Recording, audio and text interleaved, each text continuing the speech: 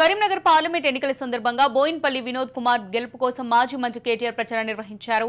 కాగా స్థానిక రైతు బజార్లో కూరగాయలు అమ్ముతున్న వ్యాపారస్తులతో రైతులతో ముచ్చటించారు. వినోద్ కుమార్ గెలిపించాలని అభ్యర్థించారు. అనంతరం రైతులతో కలిసి సరదాగా సెల్ఫీలు దిగి ఎన్నికల ప్రచారం నిర్వహించారు.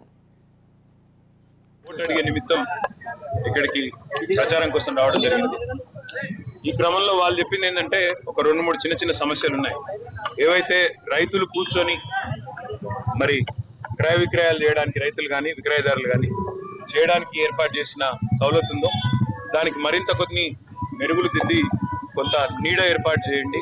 ఉన్నది సరిపోవడం లేదు, ఉన్నది అనుకూలంగా లేదు, బయట కూర్చోవాల్సి వస్తున్నది. కాబట్టి షెడ్లు ఏర్పాటు చేయండి, దాంతోపాటు మంచినీళ్ళ సౌకర్యం కూడా వెంటనే ఏర్పాటు చేయండి అని చెప్పి కోరడం జరిగింది. మా